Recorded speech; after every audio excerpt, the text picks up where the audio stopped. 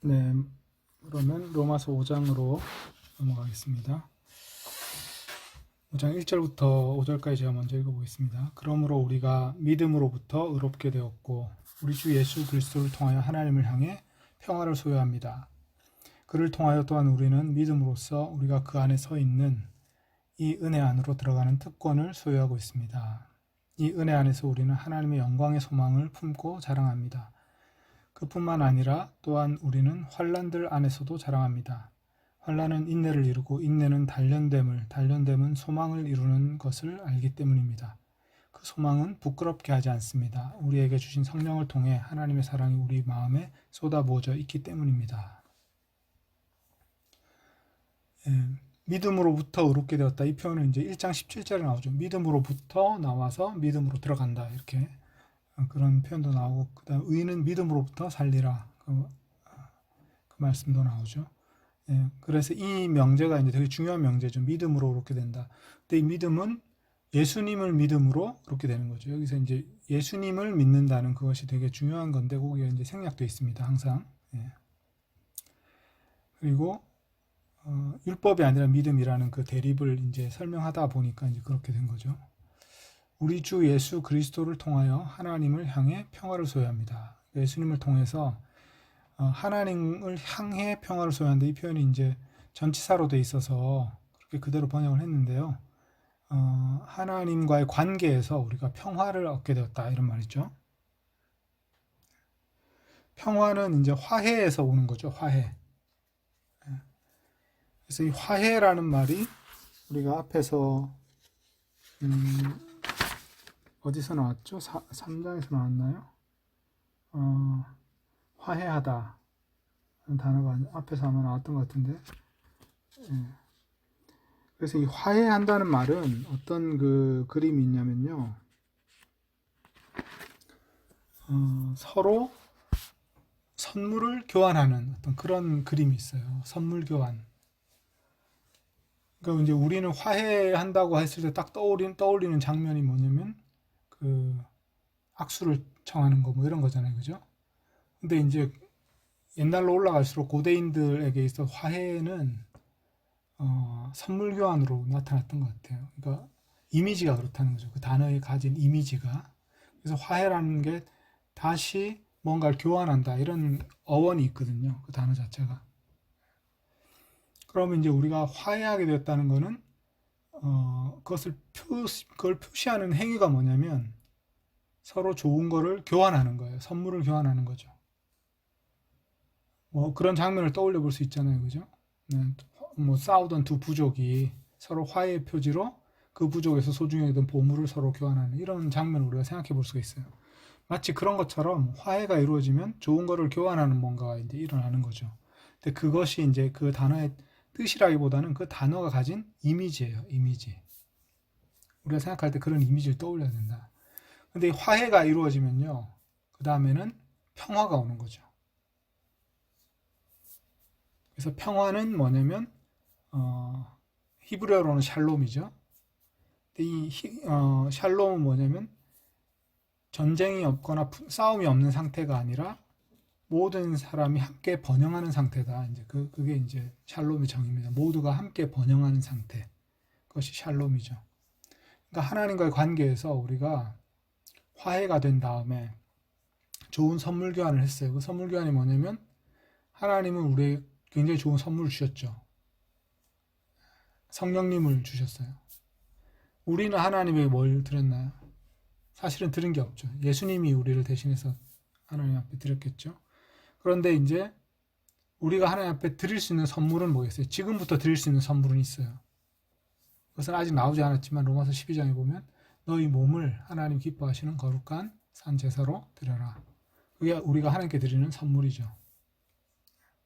그래서 서로 선물 교환이 일어나는 겁니다. 항상 날마다 하나님과 우리 사이에 선물 교환이라는 거죠. 성령님이 우리에게 계속 은혜를 주시고 하나님의 어떤 사랑을 계속 기억하게 해주시고 또 우리를 도와주시고 또 우리는 하나님께 우리 몸으로 하나님 기뻐하시는 일을 행함으로써 하나님께 선물을 드리고 이런 선물 교환이 일어난 상태, 이것이 화해고, 그 화해가 이루어져서 함께 번영하는 상태가 되는 것, 이것이 평화다. 이렇게 그런 배경 그림을 이해하면 성경을 좀 더 풍부하게 읽을 수 있겠죠.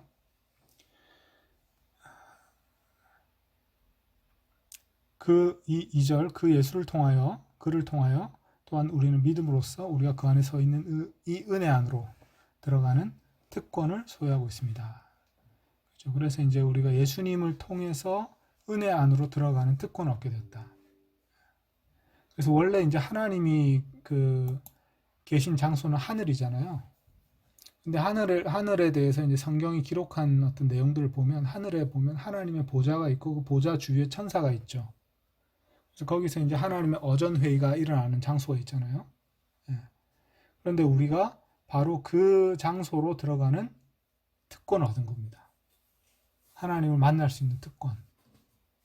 그러니까 우리가 이제 황제 앞에 나아갈 때, 옛날에 황제 앞에 나아갈 때 또 뭐 오늘날은 이제 황제가 없지만 어떤 옛날 상황에서 어떤 그 임금 앞에 나아갈 때 거기에 아무나 갈 수 있는 게 아닌 거죠.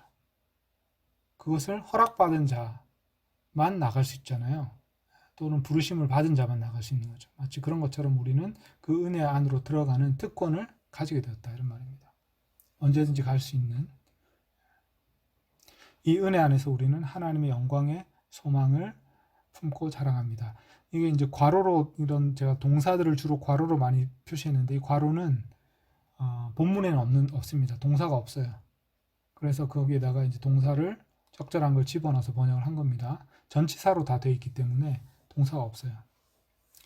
그래서 영광의 소망을 근거로 자랑합니다. 이렇게 하면 이제 그 전치사를 직역하면 그렇게 되어 있죠. 영광의 소망에 근거하여 자랑합니다. 이렇게 할 수도 있고 영광의 소망을 품고 자랑합니다. 이렇게 번역할 수도 있어요. 그래서 우리가 이 자랑한다는 동사는 또 뭐냐면 큰 소리로 떠벌린다 이런 말이에요. 큰 소리를 내면서 떠벌린다. 남한테 이렇게 막 큰 소리로 자랑하는 거 있잖아요. 그런 동사입니다. 그래서 이 은혜 안에서 우리는 하나님의 영광의 소망을 품고 자랑한다. 이렇게 되어 있어요. 또 밑에 보면 하나님을 자랑한다. 11절에 보면 하나님을 자랑한다. 이런 말도 있거든요. 같은 말인 것 같아요. 하나님을 자랑하는 것, 하나님의 영광의 소망을 자랑하는 것. 그럼 영광의 소망을 자랑하는 건 뭘까? 이렇게 생각해 보면 하나님의 영광을 바라보거나 또 그 영광에 의한 어떤 은혜를 누리거나 이런 것들을 우리가 기대를 할 수 있다는 거죠. 그 소망을 자랑하는 거니까 그 소망의 근거에서 그 소망을 가지고 자랑하는 거니까 그래서 이것도 어떤 특권을 우리가 가지고 있다는 것을 그 특권을 또 장차 더 풍부하게 누리게 될 것이라는 것을 상상하면서 그걸 자랑한다는 거죠. 기뻐하고 자랑한다. 그뿐만 아니라 또한 우리는 환난들 안에서도 자랑합니다. 환난이 와도 이 자랑이 그치지 않는다는 겁니다. 환난은 인내를 이루고 왜냐하면 환난이 이제 좋은 목표를 달성하는데 도구가 되어버리는 거죠. 환난은 인내를 이루고 인내는 단련됨을 만들고 단련됨은 소망을 이룬다. 예, 단련됨이라는 거는 뭐냐면 어떤 코스를 통과해가지고 자격을 획득하는 거. 그 획득한 자격이에요. 단어의 원래 의미가. 그러니까 어떤 테스트를 했는데 그 테스트를 통과한 거죠. 그래서 그 사람 자격을 딱 인정받은 거예요. 바로 그 단어입니다. 그래서 자격이라고 번역하면 직역이 되고요. 인내는 그렇게 자격을 얻어서 형성된 어떤 성품까지도 포함하는 좀 단어이기 때문에 우리가 단련됨이라고 번역을 한 거죠. 여러 가지 어려운 상황 속에서 그것을 통과해가지고 이 사람이 자격을 부여받은 그런 존재가 되었다. 인정받을 수 있게 됐다. 그런 그림입니다.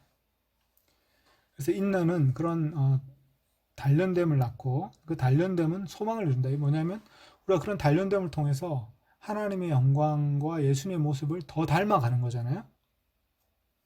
그러니까 소망이 더 커지는 거예요. 환난이 인내를 낳고 인내가 또다시 단련됨을 낳고 단련이 더 소망을 크게 만들어주는 거죠. 그런 과정이 일어난다. 이렇게 설명하는 겁니다.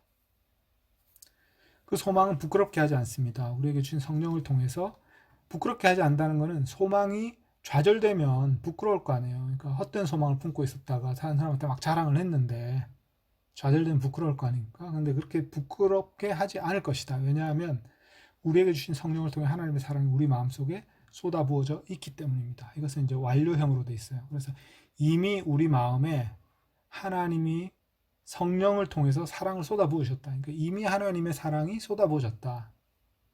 성령은 그래서 하나님의 사랑 또 하나님의 약속이 확실하다는 보증이라고 그랬잖아요. 보증은 뭐냐면 계약금을 말하거든요. 어떤 계약을 했을 때 그 계약에 선금을 주는 거 있잖아요. 그걸 보증이라고 해요. 성령님을 보증이라고 표현했습니다.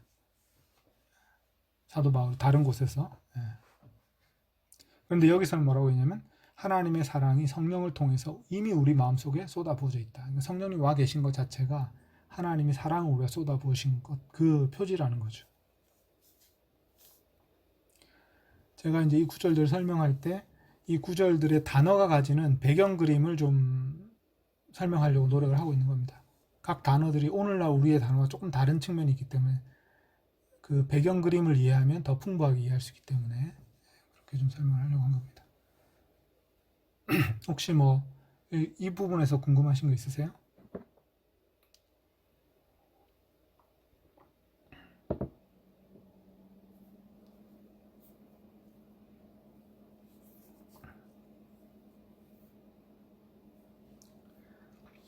네, 그럼 6절부터 11절 또 읽어보겠습니다.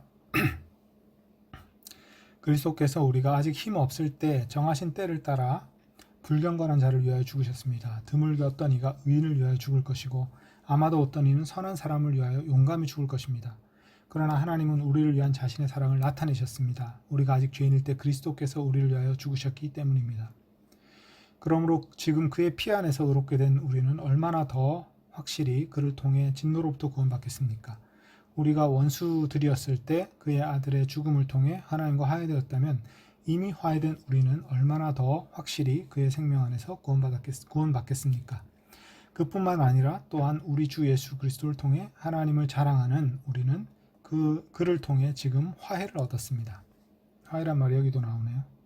그 앞에 동사가 나왔고 여기는 명사가 나옵니다.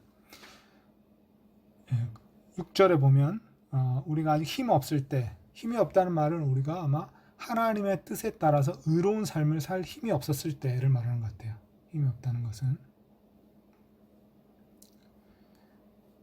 정하신 때를 따라, 이거는 이제 하나님의 어떤 정하신 섭리의 때를 말하는 거죠. 카이로스, 그 정하신 카이로스가 있었다는 겁니다. 그 때를 따라서 예수님이 그때에 오셔가지고 불경건한 자를 위하여 죽으셨습니다. 우리가 다 불경건한 자일 때 우리를 위하여 죽으셨다는 겁니다. 7절에 드물게 어떤 이가 의인을 위하여 죽을 것이고, 의인을 위해서 대신 죽는 사람은 드물겠죠. 아마도 어떤 이는 선한 사람을 그렇죠. 의인을 위해서도 죽는 사람이 드물 것입니다. 그리고 선한 사람을 위해서도 죽으려면 아주 용감한 용기를 내서 죽어야 됩니다. 그러나 하나님은 우리를 위한 자기의 사랑을 나타내셨습니다. 우리가 죄인일 때 우리를 위해 죽으셨기 때문이죠. 하나님의 사랑은 그리스도께서 우리를 위해 죽으시는 걸로 나타났죠.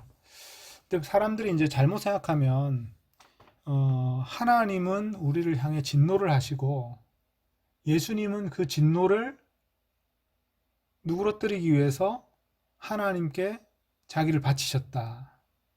이렇게 생각할 수가 있어요. 하나님은 우리의 적이고 예수님은 우리 편이다. 이렇게 생각할 수가 있는 거죠.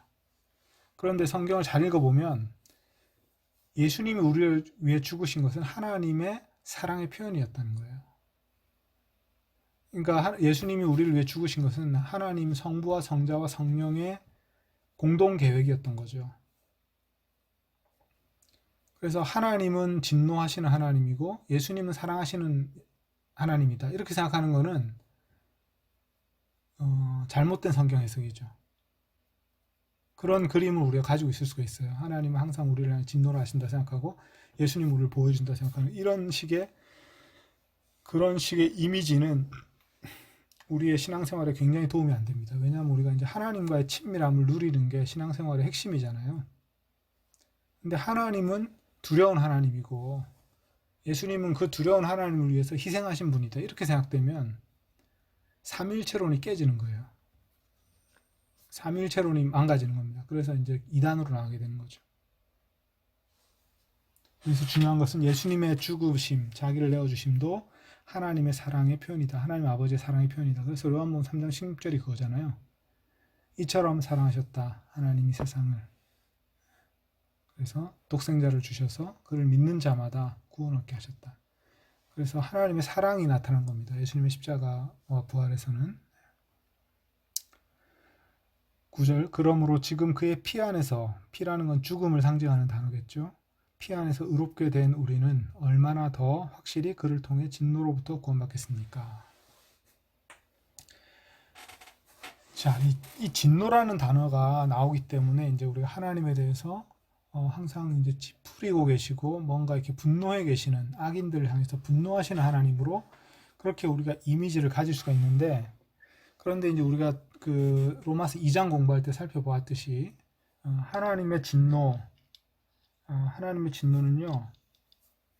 어떻게 보면 사람들이 이 하나님 만드신 우주 속에 살다 보면 하나님을 반역할 때 필연적으로 겪게 되는 어떤 현상이에요. 그것이 진노입니다. 예를 들면 이런 거죠. 우리가 이제 그 빌딩에서 2층, 3층에서 뛰어내려요. 그러면 다리가 부러진단 말이죠. 마치 그런 겁니다. 하나님의 법에 거슬러 살게 되면요, 진노를 자초하게 되는 거죠. 마지막 때에는 이제 하나님의 진노의 심판을 받겠죠. 그런데 그 심판조차도 하나님의 진노가 하나님이 그들을 미워해서 하시는 진노가 아니라 그들이 자초한 진노가 된다는 거죠. 그런데 이제 우리는 지금 이미 그의 피 안에서 의롭게 됐기 때문에 진노로부터, 장차 임할 하나님의 진노의 심판으로부터도 구원 얻게 된다, 이런 말입니다. 우리가 원수되었을 때 그의 아들의 죽음을 통해 하나님과 화해되었다면, 여기서 이제 얼마나 더라는 표현이 나오잖아요. 폴로 말론이라는 이 헬라어인데, 폴로 말론이 이게 여러 번 나옵니다. 참 특이하게 바울 서신에서 이 로마서에 폴로 말론이라는 표현, 얼마나 더, much more, 이 말이 앞에서도 한번 나왔을 거예요. 아마 앞에서도 몇 번 나왔을 겁니다. 그리고 여기서도 지금 여러 번 나옵니다. 그래서 얼마나 더 확실히 그를 통해 구원받겠습니까? 또 우리가 원수들이었을 때 아들의 죽음을 통해 하나님과 화해되었다면, 이미 화해된 우리는 얼마나 더 확실히 그의 생명 안에서 구원받겠습니까? 자, 10절은 잘 보시면 앞에 전반부와 후반부가 대꾸가 되잖아요. 그러니까 원수들이었을 때 그의 아들의 죽음을 통해 하나님과 화해되었다, 이거죠. 그런데 이제 이미 우리가 화해된 상태에서는 그의 생명 안에서 구원을 받는다, 이렇게 되어 있습니다. 그러니까 아마 이 생명 안이라는 거는 이제 그의 죽음 다음에 온 부활이겠죠. 부활하신 그 생명, 그 안에 있으면서 우리는 구원받는다는 말은 곤경에서 구출한다, 이런 뜻이라고 했잖아요. 곤경에서 구출한다. 그럼 여기서 무슨 곤경에서 구출한 것인가 했을 때 아마 이건 미래형으로 되어 있는 걸로 봐서 이것은 마지막 심판 때에, 최후의 심판 때에 우리가 그 심판에서 정죄받지 않고 구원을 얻게 된다, 그런 뜻인 것 같습니다. 미래형으로 되어 있기 때문에. 11절에 보면 그뿐만 아니라 또한 우리 주 예수 그리스도를 통해 하나님을 자랑하는 우리는 그 예수를 통해 지금 화해를 얻었습니다. 그래서 여기서 지금이라는 단어가 또 중요하게 강조가 됩니다. 그래서 이미 하나님과 화해된 상태가 되었다. 그리고 그 화해된 상태를 보여주는 것은 뭐냐면 우리가 예수님을 통해서 하나님을 자랑하고 있기 때문이다. 이거는 이제 그리스도인의 삶의 현재 모습이겠죠. 그래서 여기서 보면 세 가지 그 표현이 운율을 이루는데요. 그거를 이제 보여드리면 우리가 아직 죄인일 때라는 표현이 있죠. 우리가 아직 죄인일 때, 그 다음에 우리가 원수들이었을 때, 이 표현이 있죠. 10절에. 그 다음에 또 한 번이 더 있는데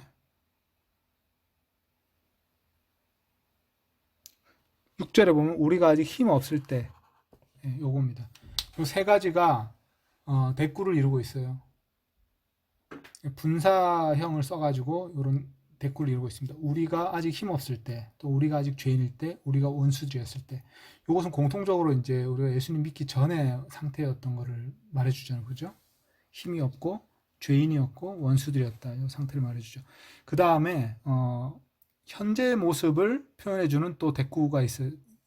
반복되는 표현이 있어요. 그것도 분사형으로 표현되어 있는데, 지금 그의 피 안에서 의롭게 된 우리는, 의롭게 된 이런 표현이 있죠. 의롭게 된 우리는 이 표현. 그 다음에 이미 화해된 우리는 10절에 이미 화해된 우리는. 그 다음에 11절에 하나님을 자랑하는 우리는.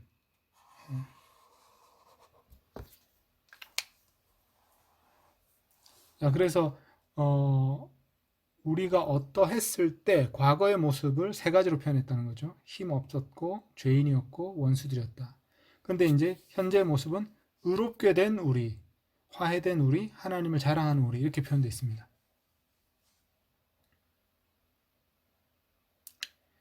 그래서 이 하나님의 그 구원이 현재 우리에 어떻게 나타나는가 했을 때 이 세 가지로 나타나는 거죠. 우리가 의롭게 되는 걸로, 그 다음에 하나님과 화해된 걸로, 그 다음에 하나님을 자랑하는 걸로 이렇게 나타나는 겁니다. 바울 사도가 말을 할 때는 이게 헬라어로 비슷한 분사형 표현이었기 때문에 이게 귀에 쏙쏙 들어왔을 거예요. 세 가지 단어, 세 가지 표현이 6가지죠. 근데 이제 우리가 번역을 해놓고 읽을 때는 그게 제가 이제 일부러 그런 표현을 살려서 번역하긴 했지만 그래도 잘 안 들어오니까 제가 지적을 해드리는 겁니다.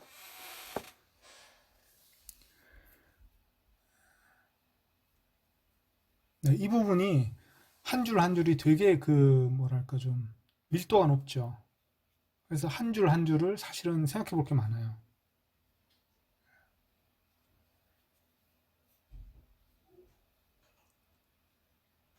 그래서 아마 우리가 묵상해 볼 때 이 구절들이 되게 묵상할 게 많을 것입니다. 그리고 그 폴로 말론이라는 게 2번 나오죠. 얼마나 더 이거는 이제 굉장히 감탄사적인 효과도 있고 어떤 그 강력하게 강조한 어조가 높아진 어떤 그런 상황 그런 표현입니다.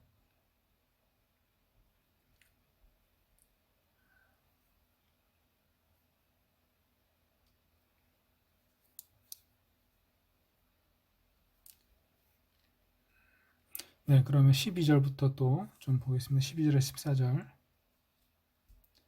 그러므로 한 사람을 통해 죄가 세상에 들어왔고 그 죄를 통해 죽음이 들어온 것 같이 이처럼 또한 모든 사람이 죄를 지었으므로 죽음이 모든 사람에게 퍼졌습니다. 율법 전까지는 죄가 세상에 있었지만 율법이 없으므로 죄가 죄로 여겨지지 않았습니다. 그러나 죽음은 아담으로부터 모세 때까지 왕노릇했습니다. 아담의 범법과 같은 방식으로 죄를 짓지 않은 사람들 위에서도 그렇게 왕노릇했습니다. 이런 말이죠. 아담은 오실 분의 예표입니다.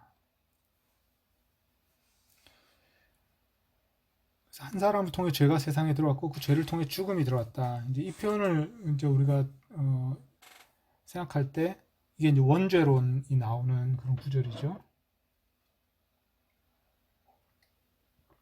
그래서 모든 사람이 원죄를 가지고 태어난다. 이제 이런 그 교리가 있죠. 단순하게 생각했을 때 이제 모든 사람이 죄 가운데 태어나기 때문에 죄인으로 태어난다. 근데 그거를 왜 그러냐 이렇게 설명을 하면 설명하기 좀 어려워요. 그래가지고 옛날에 이제 어거스틴은 이거를 이제 피를 통해서 유전되는 것이다. 왜냐하면 피가 생명이기 때문에 뭐 이런 식으로 설명을 했는데 그 설명은 되게 불완전하고 안 좋은 설명이죠. 그렇게 설명하기보다는 오늘날에는 저는 이제 사회적인 설명, 사회적인 설명이 좋다고 보는데 그건 뭐냐면요. 우리가 죄를 누군가 지으면요. 공동체가 죄의 영향을 받게 되죠. 그런데 어린아이는 태어나는 순간부터 죄로 이미 영향을 받은 공동체 안에 태어난다는 거죠. 그래서 우리가 아무리 좋은 거를 가르치려고 하지만 그 죄의 영향력이 그 아이한테 동시에 또 미쳐진다는 겁니다. 그래서 우리가 이 사회적으로 그것을 습득하게 되는 거죠. 여기서 이제 좀 더 나아가서 그러면 사람이 태어날 때부터 본성적으로 어떤 악한 걸 가지고 나오느냐, 아니면 사회학적으로 학습되는 거냐, 이거는 우리가 이제 성경으로는 알 수 없어요. 성경적으로는 증명할 수 없습니다. 이거는 이제 과학적인 연구가 필요한 부분이죠. 그런데 우리가 태어날 때 완전하게 태어나는 건 아니에요. 불완전하게 태어납니다. 불완전하게 태어나서 성숙해 가는 과정이 있잖아요, 인간이. 근데 이 성숙의 과정에서 완전하게 잘 돌봄을 받으면 온전한 성숙을 할 텐데, 부모가 온전하지 않기 때문에 아이에게 어떤 상처를 주고, 부모의 죄가 아이에게, 아이의 성품 형성에 영향을 미치는 거죠. 부모뿐만 아니라 주변에 있는 여러 사람들의 어떤 그런 것이 영향을 미치는 겁니다. 그래서 우리가 불완전함과 함께 태어나는 것은 사실이에요. 그거는 과학적으로도 사실이겠죠. 사람이 불완전하게 태어나거든요. 완성된 상태로 태어나는 게 아니라, 아주 깨끗하고 선하게 태어나는 게 아니라 이기적으로 태어나요. 어린아이는 이기적이에요. 근데 이기적인 게 나쁜 게 아니라 생존의 본능인 거죠. 그 본능이 없으면 생존할 수 없기 때문에 아이한테 그 본능을 가지고 태어난 겁니다. 근데 그 이기성이 나쁜 게 되려면 이제 남에게 해를 끼칠 정도로 이기적이 되면 나쁜 게 되는 거잖아요. 그렇게 되면 죄가 되는 거죠. 그러나 이기심 자체는 근본적으로는 죄가 아니죠. 사람이 본성적으로 필요한 부분이니까. 그런데 이기심과 불완전한 가운데 태어나지만 그거 자체가 악한 것은 아니지만 불완전한 건데, 성숙의 과정에서 영향을 받아가지고 이 사람이 따라서 죄를 짓게 되는 거죠. 그래서 원래 죄 없이 태어났다는 말은 완전하게 태어났다는 게 아니라 불완전한 상태에서 죄는 없었죠. 그러나 어느 순간부터 죄 있는 사람들과 같이 살다 보니까 자기도 죄를 짓게 되는 거죠. 그래서 모든 사람은 다 죄인이 된다, 이렇게 설명할 수 있을 것 같아요. 그래서 한 사람을 통해 죄가 들어왔고, 죄를 통해 죽음이 들어왔고, 한 사람이 죄를 지었으므로 죽음이 모든 사람에 퍼졌다. 이 말은 저는 아마 제가 지금 방금 설명한 이런 방식으로 모든 사람이 결국 죄를 짓게 되고, 또 하나님을 대적하게 되고, 죄라는 것은 하나님을 대적하는 거거든요. 하나님과의 어떤 신실한 언약 관계를 깨뜨리는 게, 피조물과 창조주의 언약 관계를 깨뜨리는 게 죄입니다. 언약을 깨뜨리는 게 죄라고 그랬죠. 죄의 정의가. 그래서 우리는 하나님과의 언약 공동체 안에 태어났다고 해도 하나님과 언약을 신실하게 안 지키는 부모나 다른 사람들의 영향을 받아가지고 하나님과의 언약을 신실하게 못 지키는 상태로 있게 되는 거죠. 그러다가 이제 예수님 믿고 성령님 오셔가지고 이 사람을 이제 변화시키기 시작하면서 이제 의를 회복하게 되는 거죠. 자, 그래서 이제 제가 원죄론을 좀 사회학적으로 설명한 겁니다. 그러니까 유전학적으로 설명하기보다는 이렇게 설명하는 게 더 현대인들에 더 잘 이해하기 좋지 않나 싶어서 그렇게 지금 설명을 하려고 한 겁니다. 근데 이 설명은 교리가 아니니까 그냥 이제 저의 설명이라고 생각하시면 될 것 같아요.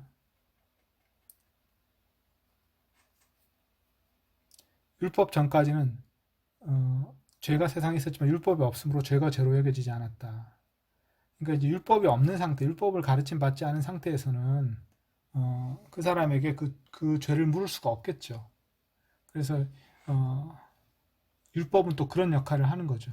무엇이 죄인지를 분명히 보여주는 역할을 하는 겁니다. 그러나 율법이 없어서 죄가 죄로 여김 받지 않았다 해도 죽음이 왕노릇하는 것은 마찬가지예요. 이방인에게나 유대인에게나 죽음이 왕노릇했다. 그러니까 죄가 있으면 죽음이 있는 거죠. 죽음이라는 것은 이것도 이제 정의가 필요한데요. 죽음은 하나님으로부터의 분리입니다. 분리. 여기서 핵심은 분리예요. 분리. 생명의 근원으로부터 분리되면 죽은 거예요. 그게 성경의 죽음의 정의입니다. 그러면 우리가 이제 지금 그 넌크리스찬이 있잖아요. 믿지 않는 사람이 있으면 그 사람은 성경적으로 보면 죽은 사람이라고 하잖아요. 그 왜 죽은 사람이라고 하느냐? 살아서 돌아다니는데 하나님과 분리되어 있기 때문에 죽었다고 하는 거죠. 죽었지만 완전히 생기가 없어지지 않은 상태인 거예요. 생명의 기운이 완전히 없어지지 않은 상태. 죽었지만 생명의 기운이 없어지지 않은 상태. 그런데 죽었으면서 생명의 기운까지 없어진 상태는 뭘까요? 그거는 우리가 시체가 됐을 때. 그때는 죽었고 생명의 기운도 완전히 없어졌죠. 그럼 시체가 되는 거예요. 그러면 이제 이 죽었지만 생명의 기운이 있는 상태가 있는가 하면 살았지만 생명의 기운이 없는 상태도 있겠죠. 이건 어떤 경우냐면 우리 몸이 죽어 있는 상태겠죠. 우리 몸이 죽었을 때는 몸은 죽었죠. 그런데 우리는 살아 있습니다. 왜냐하면 하나님과 우리의 존재가 연결되어 있기 때문에 우리의 영혼이 살아 있는 거죠. 몸은 죽었어도 영혼이 살아 있는 거죠. 몸도 살아있고 영혼도 살아있는 경우, 지금 우리가 그런 거죠. 지금 우리가 몸도 살아있고 영혼도 살아있죠. 천국에 우리가 이제 부활하고 나면 그때도 새로운 몸이 살고 새로운 우리의 존재로 살아있겠죠. 우리 영혼도 살아있고 새로운 몸을 얻게 되죠. 자, 그래 네 가지 경우가 좀 생각이 될 수 있는 거죠. 우리가 몸도 살아있고 영혼도 살아있는 경우, 영혼은 죽었지만 몸이 살아있는 경우, 몸은 죽었지만 영혼이 살아있는 경우, 그 다음에 영혼과 몸이 다 죽어있는 경우, 이렇게 네 가지 경우가 있는 거죠. 근데 이제 여기서 죽음의 정의가 중요한데 그 죽음의 정의는 생명의 기운으로부터 완전히 분리된 상태. 이게 이제 죽음의 정의라는 겁니다. 제가 그거 설명하려다가 좀 그런 얘기를 했습니다. 그래서 죄를 통해 죽음이 들어왔다 이렇게 말했을 때는 죄를 통해 하나님과 분리가 일어났다는 거죠. 그런 표현입니다. 모든 사람이 죄를 지었으므로 죽음이 모든 사람이 퍼졌다. 하나님과 분리된 상황에서는 그 죽음의 증상이 이제 모든 사람이 퍼지는 겁니다. 죽음의 증상. 그것은 이제 죄악으로 가득한 공동체가 되는 거죠. 그게 죽음의 증상입니다. 그게 이제 죽음이 모든 사람이 퍼졌다 이 말이에요. 그게 그런 표현이겠죠. 그래서 죽음은 율법이 없을 때에도 모든 사람 위에서 왕노릇했다 이런 말입니다. 왜냐하면 죽음의 증상이 모든 사람에게 퍼져 있었기 때문에. 그래서 아담의 범법 같은 방식으로 죄를 짓지 않은 사람들 위해서도 죽음은 왕노릇했다.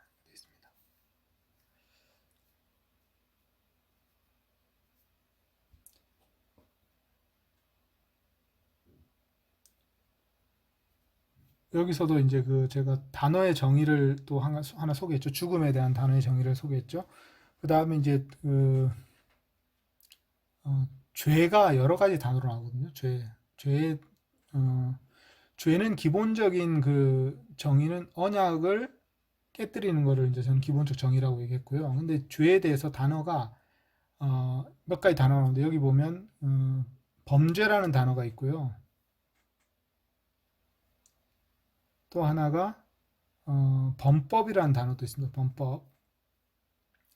그 다음에 죄. 세 가지 단어가 지금 나오는데 범법은 지금 요 본문에는 안 나오네요. 근데 이제 가끔 나옵니다. 범법이라는 본문. 제가 나오면 말씀드릴게요. 근데 범죄라는 단어는 제가 15절에 보면 이제 넘어짐이라고 괄호에서 설명했죠. 넘어짐.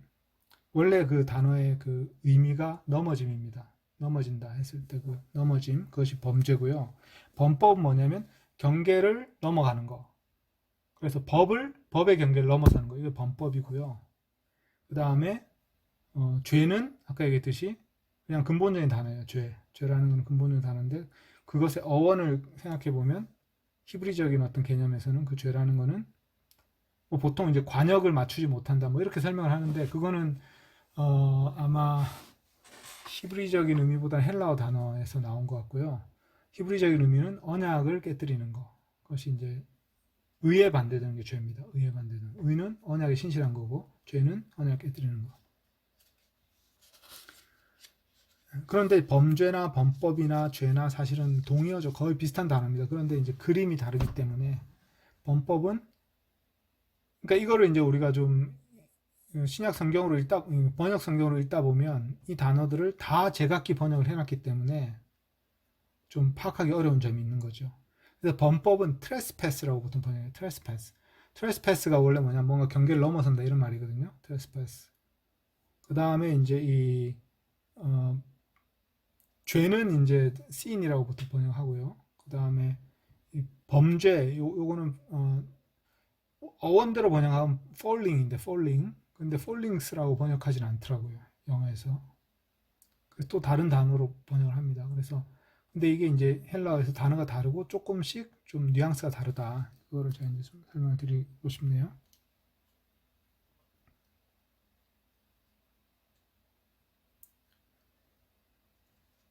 보통 범죄는 우리나라 단어로는 허물로 많이 번역을 했어요.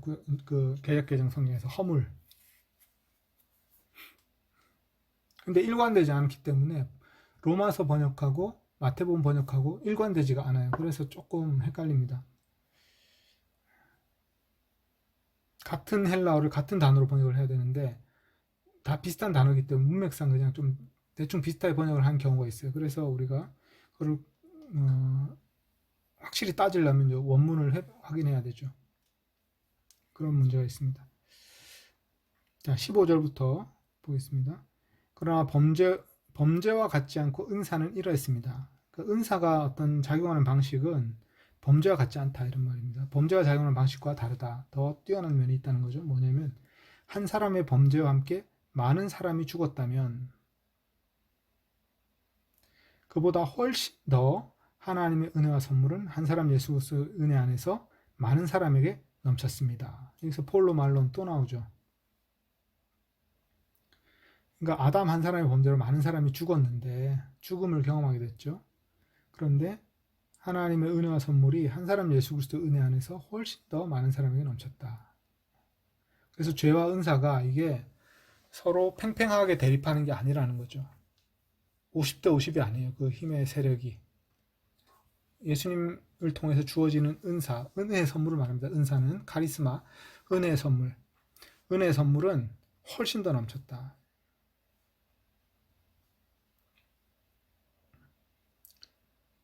그래서 뭐가 넘쳤냐? 하나님의 은혜와 선물이 넘쳤다. 이렇게 되어 있습니다. 하나님의 은혜와 선물.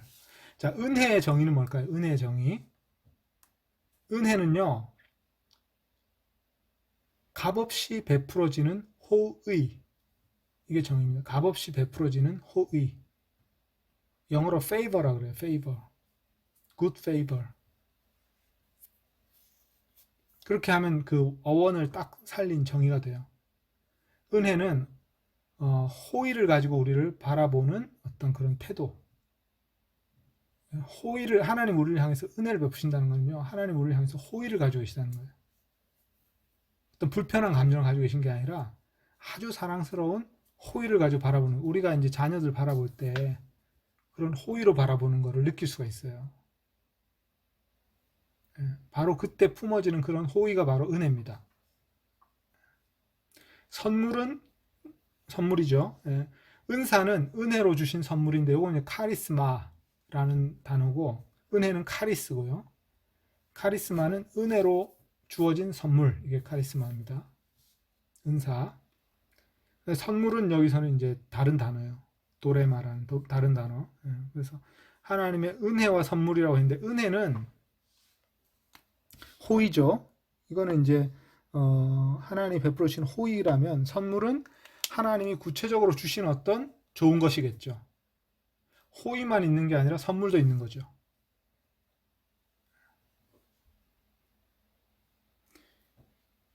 그리고 그 은혜와 선물이 한 사람 예수 그리스도의 은혜 안에서 많은 사람에게 넘쳤습니다. 그러니까 예수님이 가지신 그 호의, 그 안에서 많은 사람들에게 하나님의 은혜와 선물이 베풀어진다. 그러니까 예수님, 나중에 이제 바울은 예수님 안에 우리가 들어간다 이렇게 말해요. 그래서 우리가 예수님 안에 들어가서 살고 있다 이렇게 말합니다. 그래서 예수님의 그 은혜 안에 우리가 들어가서 살고 있고요. 그 은혜 안에 있으면 하나님의 은혜와 선물을 또 받는 거예요. 그런 상상을 해야 됩니다.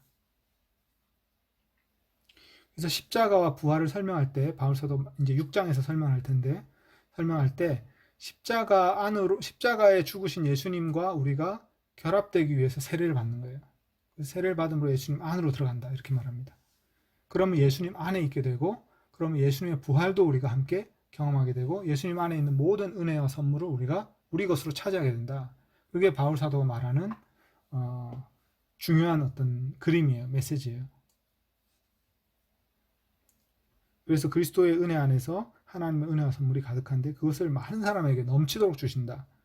그렇게 말합니다.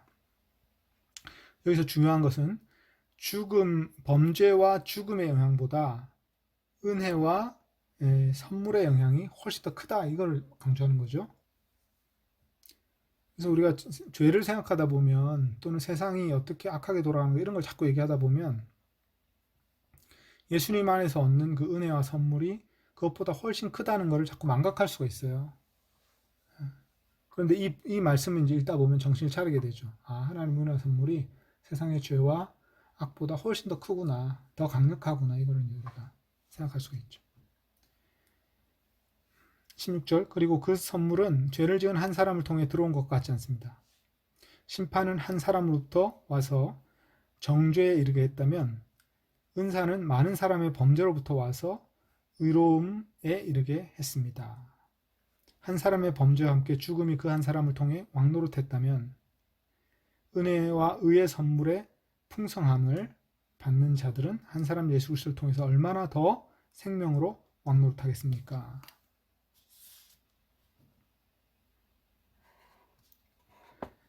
여기서 보면 또 비교를 하죠. 선물과 심판이 어떻게 대조되는지. 16절에서는 선물과 죄를 지은 한 사람을 통해 들어온 심판이 어떻게 대조되는지 얘기했잖아요. 그죠? 그래서 심판은 한 사람으로부터 와서 정죄에 이르게 했다. 모든 사람을 정죄하는 데 이르게 했죠. 그런데 은사는 하나님의 은혜의 선물이라고 했죠. 은사는 많은 사람의 범죄로부터 왔다. 이건 범죄에서 기원했다는 것보다는 범죄 때문에 하나님이 주셨기 때문에 이렇게 표현한 거겠죠. 하나님 많은 사람의 범죄로부터 와서 의로움에 이르게 했다. 그래서 은사는 범죄를 저지른 사람들을 변화시켜서 의로움에 이르게 하는 그런 효과가 있다는 거죠. 그 다음에 17절에는 한 사람의 범죄와 함께 죽음이 왕노릇했다면 이제는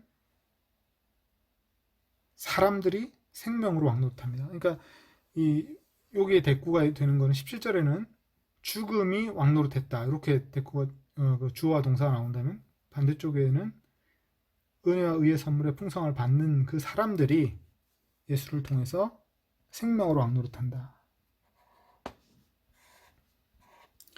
그러니까 옛날에는 죽음이 왕노릇했잖아요.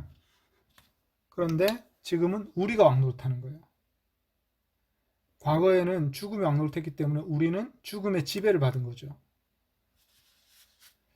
우리가 어떻게 죽음의 지배를 받았는가 하면 아까 이제 잠깐 설명했지만 죽음의 영향력에 지배를 받아가지고 하나님과 분리된 채로 살면서 무엇이 참된 사람의 영광스러운 어떤 사람의 모습인지를 깨닫지 못한 상태에서 그냥 욕구대로 살다가 자기 몸을 해치는, 자기의 영광을 해치는 그런 방식으로 살아가는 것. 그게 죽음이 왕노릇하는 겁니다. 하나님의 영광을 상실한 상태가 되어 있는 것. 그게 죽음이 왕노릇하는 겁니다. 그 사람은 하나님과 분리되어 있기 때문에 몸은 아직 생기가 남아있지만 영혼은 고귀한 가치를 상실한 거죠. 그래서 이 영혼의 고귀한 가치, 하나님의 영광 또는 하나님이 우리를 창조하신 본래의 목표, 그 영혼의 고귀함을 상실하면요 영적으로 죽은 거잖아요. 죽음이 왕노릇하고 있는 겁니다. 그렇게 우리가 행동하고 살아갈 때는 죽음의 왕노릇함에 지배당하는 거죠. 그런데 이제 은혜와 의의 선물을 풍성하게 받은 자들은 이제 생명으로 왕노릇한다. 우리가 오히려 왕이 돼가지고 지배를 하는 거예요. 그 지배의 대상은 뭘까요? 피조세계, 창조세계겠죠. 하나님이 창세기 때 이제 그렇게 우리 사람들에게 창조세계를 다스릴 어떤 영광스러운 권세를 주셨잖아요. 그것처럼 우리가 이제 그 영광스러운 역할을 할 수 있는 하나님의 자녀들로서 왕 같은 삶을 살 수 있는 그런 은혜의 선물을 주셨다는 거죠.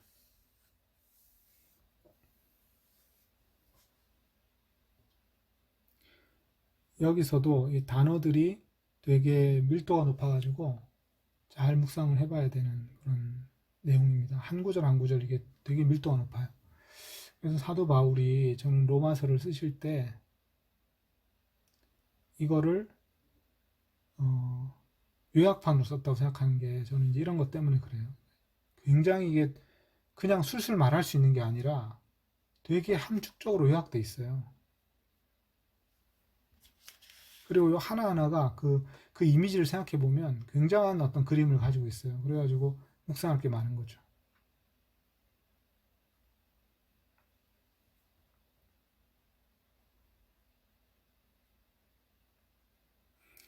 17절 같은 경우에 이제 은혜와 의의 선물의 풍성함 이런 말이 있잖아요. 이건 되게 추상적인 단어인데 은혜와 의의 풍성함을 받는 자들 이렇게 돼 있는데 이제 크리스찬들이 은혜와 의의 선물의 풍성함을 받고 있다. 은혜와 의의 선물을 받는데 그냥 그 선물만 받는 게 아니라 아주 넘치도록 받는다는 거거든요. 그 넘치도록 많은 선물을 이제 받는다. 이거를 이제 사도 바울이 자기가 뭔가 경험을 했던 거잖아요. 그래서 이게 은혜와 의의 선물이 이렇게 풍성하고 놀랍구나라는 걸 경험했는데 그거를 추상적인 단어로 표현해 놓은 거죠, 여기다가. 그러니까 우리가 이제 묵상할 때는 이제 그 추상적 단어 배후에 있는 실체를 볼 수 있게 해달라고, 깨닫게 해달라고, 배우게 해달라고 이제 성령에게 기도하면서 묵상을 하는 거죠, 이 말씀을.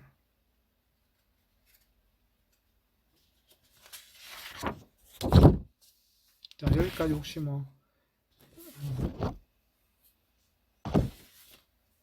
이해가 안 되시는 부분이 있으면 말씀해 주십시오.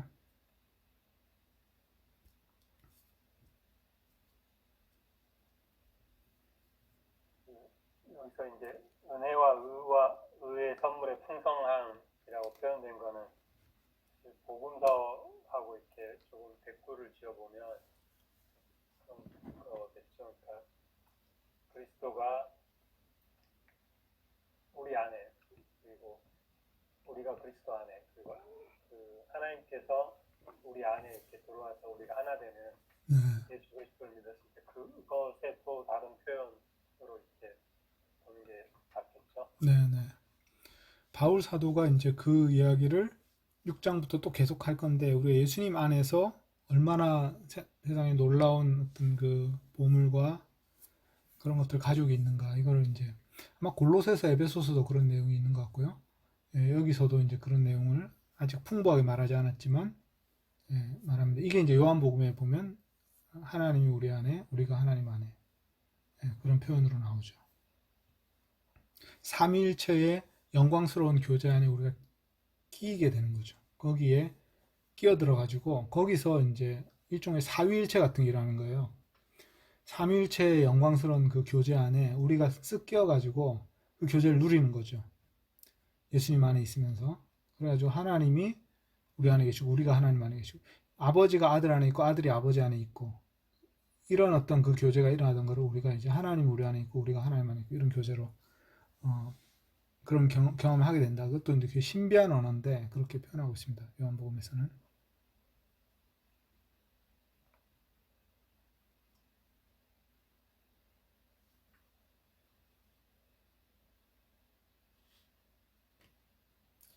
네, 마지막 문단까지 그럼 하겠습니다. 18절부터 21절까지. 그러므로 한 사람의 범죄를 통해 많은 사람에게 영향이 와서 정죄에 들어간 것처럼 한 사람의 의로움을 통해 모든 사람이 생명에 의롭게 함에 들어갑니다. 한 사람의 불순종을 통해 많은 사람이 죄인이 된 것처럼 한 사람의 순종을 통해 많은 사람이 의인이 될 것입니다.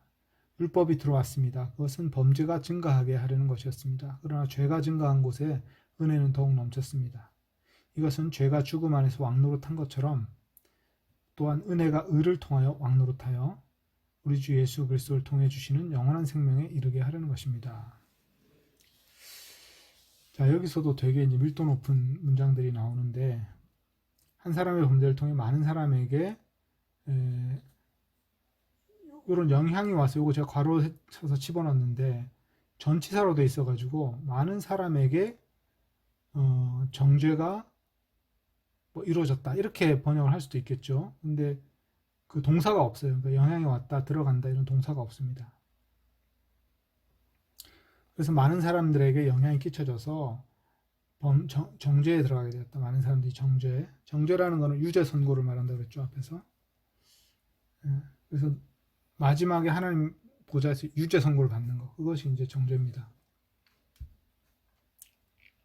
한 사람의 의로움을 통해 모든 사람이 생명에 의롭게 함에 들어갑니다. 그래서 아담과 예수님을 비교하죠. 그래서 생명에 의롭게 함이란 표현은 이것도 이제 그냥 이렇게 함축적으로 표현되어 있으니까 의롭게 하시는 것인데, 그것이 생명에 의롭게 함. 생명의 이 표현은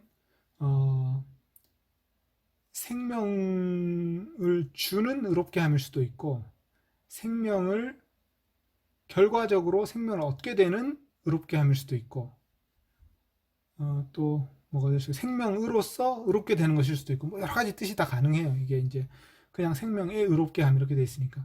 그러니까 바울의 서신에 이런 표현이 많이 나가지고, 그러니까 이 로마서에 특히 이런 표현이 많이 나가지고 이 생명의 이 말을 뒤에 단어와 또는 앞에 단어와 어떻게 연결시켜야 되느냐, 이거를 이제 우리가 여러 가지로 추론을 해볼 수 있게 되죠. 추론을 해야만 되게 되죠. 여기서는 생명의 의롭게 함이라는 건 아마 의롭게 하시는 것과 생명이 긴밀한 관련이 있는 것 같아요. 그게 어떤 관련인지, 의롭게 함의 결과로 생명을 얻게 된다는 것인지, 아니면 생명을 주시는 것이 또 의롭게 하시는 것하고 똑같은 것인지, 이런 것들은 모호합니다. 자세히 생각해 보면 이게 동격의 속격인지 아니면 결과를 표현하는 어떤 수식어인지, 뭐 여러 가지 이제 해석의 여지가 있습니다. 어쨌든 생명과 의롭게 함은 깊은 관련이 있는 거죠.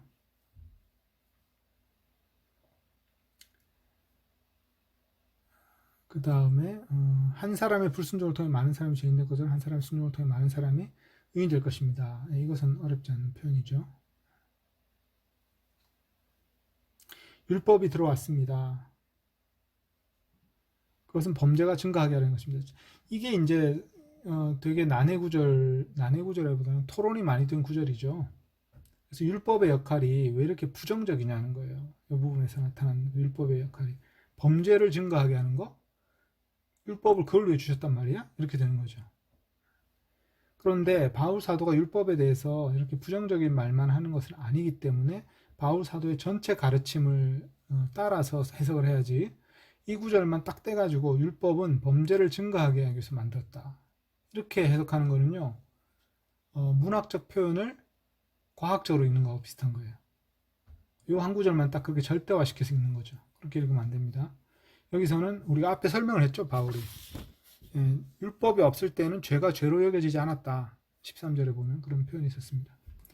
무슨 말이냐면 사람들이 죄를 우리가 짓고 있었구나라는 걸 인식하게 된다는 거죠. 그래서 범죄를 드러내가지고 증가하게 됩니다. 범죄 자체가 없었다기보다는 범죄가 드러나서 점점 많아지는 것처럼 보이게 되는 것이죠.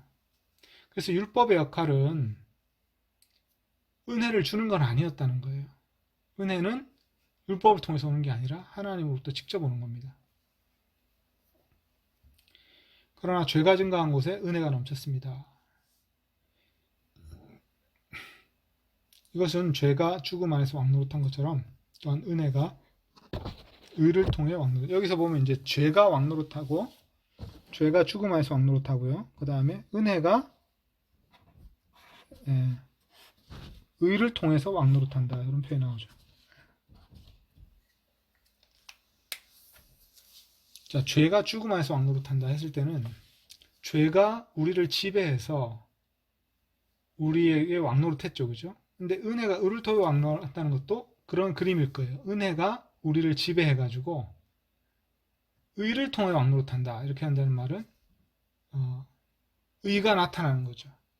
은혜가 우리를 지배해서 우리를 의롭게 만들고, 의롭게 돼서 그렇게 살아가게 만드는 그 자체가 은혜가 왕노릇하는 것이겠죠. 그래서 이 표현은 앞에서는 우리가 생명으로 왕노릇한다, 바울사도 그렇게 표현했는데 17절에서는, 여기 20절에서는, 21절에서는 은혜가 왕노릇한다, 이렇게 했어요. 그러니까 은혜로 의롭게 된 사람들이 왕노릇한다, 이것과 이제 의미가 이렇게 좀 상통하겠죠. 그러나 표현은 주어가 다르죠. 약간 이렇게 변주곡처럼 뭔가 실체를 말하는데 그 실체를 관찰한 거를 진술할 때는 아주 적확하게 진술해가지고 주어 동사가 항상 일치해야 되거든요. 근데 이것은 단순한 관찰이 아니라 뭐랄까 좀 어조가 좀 높은 거예요. 그래서 아주 평이하게 관찰한 바를 제시하는 명제가 아니기 때문에 이런 그 변주곡 같은 그런 표현들이 섞이게 되는 거죠. 그래서 우리는 약간 모호한 가운데서 이 단어들을 보면서 묵상을 하게 되는 거죠.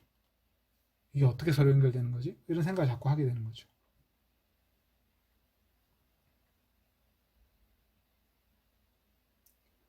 그래서 이 성경을 문자적으로 읽을 때 조심해야 될 점은 이 문학적인 의미를 너무 납작하게 만들어 버릴 수가 있다. 신학적으로 읽을 때도 마찬가지예요. 신학적 명제, 교리적 명제를 찾아서 읽으면 성경 본문을 납작하게 만들어 버려요. 입체적인 본문을 납작하게 만들어 버리는 거죠. 근데 이제 잘 보면 성경 본문이 좀 입체적입니다. 그래서 단순하게 A는 B다 이렇게 되지 않고 수사법이 많이 들어있어요. 과장법도 있고 비유법도 있고 뭐 또 피, 그분의 피 안에서 구원받았다. 피는 죽음을 상징하는 거죠. 이걸 대유법이라고 하잖아요. 제유법 또는 대유법이라고 해요. 부분의 것을 가지고 전체를 나타내는 이런 거. 이렇게 문학적 표현들이 되게 많은 거죠. 수사학적인 표현들이. 근데 일부러 그렇게 쓰려고 한 게 아니라 어떤 그 묵상을 표현하다 보니까 이런 표현이 나온 거겠죠. 자, 본문은 제가 이제 설명을 했는데 혹시 뭐 여기에 대해서 또 나누고 싶은 얘기 있으시면 말씀해 주십시오.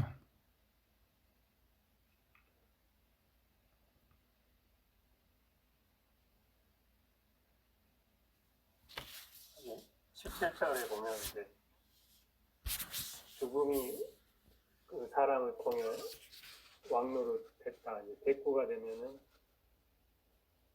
예수 그리스도를 통해 생명이 왕노릇 해야 되는데 주어가 이제 생명이 아니고 우리 자신이 주어가 되는 네, 사람들. 네. 그런 전조가 좀 있네요. 네. 그게 안 맞죠. 정확하게 안 맞죠. 그죠? 그러니까 딱딱 맞진 않죠. 아, 이게 또 중요한데 뭐냐면 죽음이 왕노릇하면 죽음의 반대는 생명이니까. 그죠? 생명이 왕노릇하는데 이런 식으로 그 대꾸가 딱딱 맞아 떨어지면 좋거든요. 그럼 우리가 이해하기 좋단 말이죠. 그런데 바울 사도가 아주 특이한 게 비대칭 대꾸법을 써요. 비대칭 대꾸법. 대칭이 안 되는 대꾸법을 쓴다는 거죠. 그래가지고 그게 굉장히 흥미로워요. 나중에 이제 6장, 7장, 8장 보다 보면 그 비대칭 대꾸법이 굉장히 심오한 어떤 효과를 발휘해요.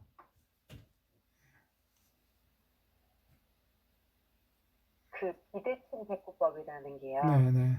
죄가 한 사람을 통해서 죄가 들어온 거는 이해가 되는데 네. 16절에 보면 네. 은사는 많은 사람의 범죄로부터 와서 이렇게 네. 대꾸가 생각을 하면 그렇죠. 예. 이게 잘 이해가 안 되거든요.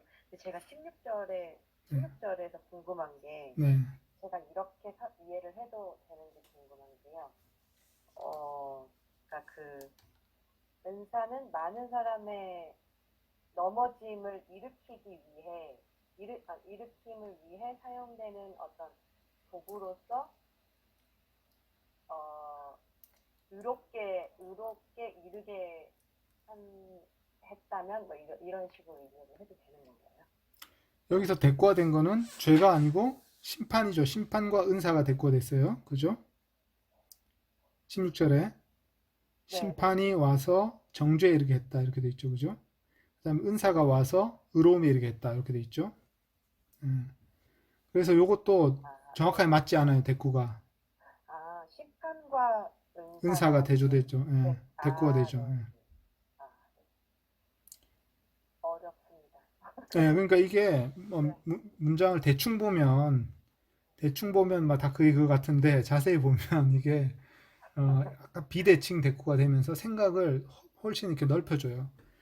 심판이 정죄에 이르게 됐다면 은사는 의로움에 이르게 했다. 그리고 한 사람으로부터 심판 때문에 이제 심판이 왔다 이런 말이겠죠. 근데 많은 사람의 범죄 때문에 또 은혜가 왔다. 이렇게 또 돼 있는 거죠. 은사가 왔다. 예.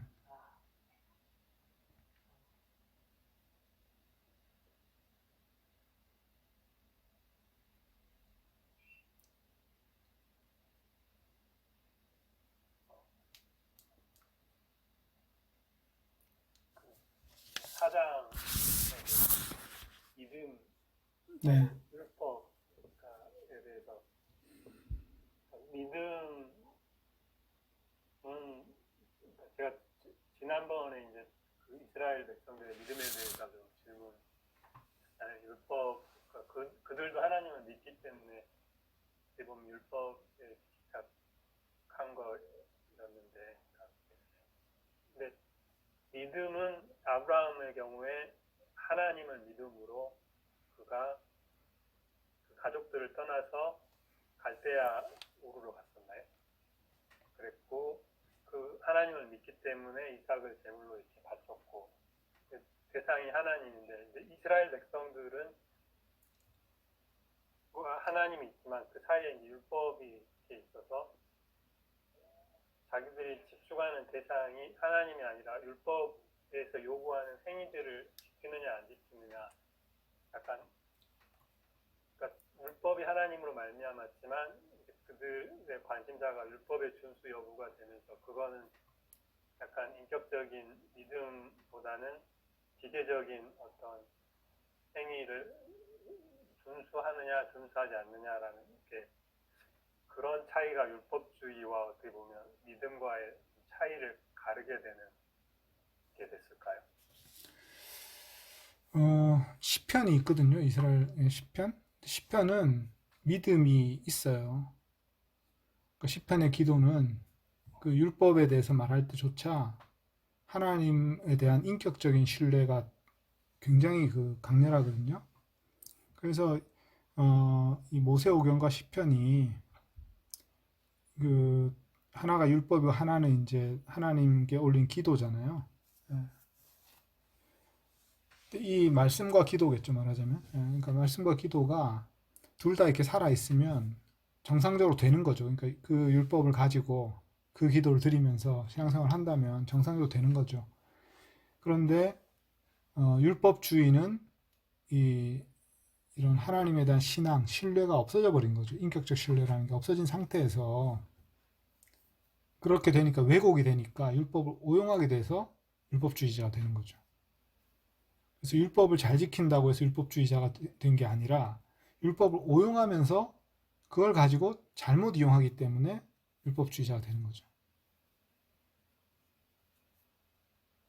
그래서 이스라엘 사람들도 율법만 가지고 있었던 게 아니라는 거예요. 한마디로 은혜도 가지고 있었고 하나님과 직접 만날 수 있는 그런 물론 우리만큼은 아니지만 우리 성령님이 내주하시는 차원이 아니지만 그런 차원은 아니지만 그들도 하나님을 대면할 수 있는 어떤 그런 은혜는 충분히 있었다. 부족했지만 우리에 비해서는 부족했지만 그래서 율법을 가지고 있다 해서 율법주의가 되는 것도 아니고 율법을 존중한다고 해서 율법주의자가 되는 건 아니에요. 그래서 거칠게 표현하면 사실은 아브라함은 하나님과 관계 있을 때 사실은 아브라함이 하나님과 관계할 때 사이에 율법이라는 것이 없었잖아요. 없었죠. 그렇지만 이제 하나님을 믿음으로 율법이 요구하는 그런 이웃을 대접하고 하는 그런 생활을 했는데 오히려 지금 와서 보면 우리가 이제 율법주의는 경계는 하지만 교리라는 게 있잖아요.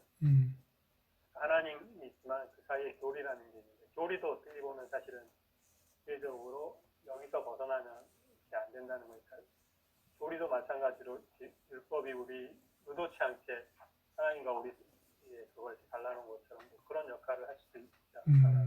네, 맞습니다. 교리 자체가 교리를 믿는 게 신앙은 아니에요. 신앙이 아주 일부분이겠죠. 근데 교리라는 게 필요한 이유는 교리가 이제 왜 생겼는가 보면 일단 잘못된 이단적 가르침을 배척하기 위해서 생긴 것도 있고요. 종교개혁 시대의 교리는 교육을 위해 생긴 거예요. 교육. 그것도 교육을 받지 못하는 어떤 일반 대중들을 교육하기 위해서 만들어 온 게 교리책이었어요. 그러니까 요리문답이었어요. 그러니까 이거는 굉장히 낮은 수준의 기본적인 어떤 교육을 하기 위해서 만든 거지 굉장히 하이 클래스의 고급 지식이 아니란 말이죠. 그래서 이 교리가 마치 최고의 어떤 것인 것처럼 생각하는 것보다는 교리는 초보라고 생각해야 돼요. 초보적인 거. 그러니까 한번 이렇게 알고 지나가야 되는 거. 그러나 이제 그 다음 단계는 뭐냐면 예수님 말씀을 직접 읽고 묵상하고 기도하는 거죠. 성경을 직접 읽고 묵상하고 기도하고 이게 신앙생활이지 교리 공부하는 게 신앙생활은 아니죠. 교리 공부는 한 번 하면 되는 거죠. 성경 공부도 마찬가지예요. 저는 성경 공부를 여러 번 할 필요 없고 창세기부터 계시록까지 한 번은 공부하면 돼요. 한 번. 그래서 성경 개관 이런 걸 한 번은 해야 돼요. 그래야 전체를 볼 수 있으니까. 성경 통독도 한 번은 해야 돼요. 그러나 성경 공부를 막 여러 번 한다. 그거는 좀 이상한 거예요. 우리가 이제 이것도 성경 공부라고 하지만 사실은 한 번만 하면 그 다음부터는 자습하면 되는 거죠. 그리고 혼자 읽고 묵상하면 되는 거죠. 그리고 책 보면 되는 거고 그 다음에는 주석서 이런 거 꼭 보면 되는 거고. 그래서 성경 공부를 평생 하는 것보다는 저는 이제 성경을 묵상하고 하나님과 성경을 이용해서 하나님과 대화하고 이게 이제 중요한데 그걸 하기 위해서 이제 우리가 뭐 공부를 한 번씩 하는 거죠. 가끔 잊어먹으니까 이제 같이 한번 다시 묵상하는 거고 뭐 이렇게 이제 하는 건데.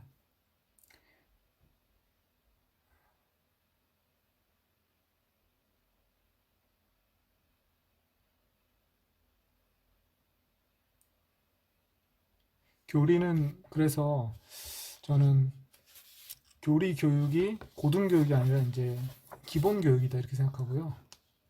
한 번 정도 하시면 된다. 그리고 이제 교리가 문제되는 경우는 이제 이단이 되려고 할 때 문제되는 거잖아요. 그때는 좀 주의해야 되는 거죠. 내가 이 전통적인 교리를 벗어나려고 하는가? 그러면 그거는 충분한 이유가 있어야 돼요. 그러니까 전통적 교리가 다 옳은 건 아니거든요. 성경의 진리는 아니니까. 그런데 이제 그 교리를 벗어날 그런 이유가 특별히 없어요, 사실은. 그 교리가 뭐 이렇게 막 굉장히 타이트한 게 아니기 때문에 해석의 여지가 많이 있기 때문에.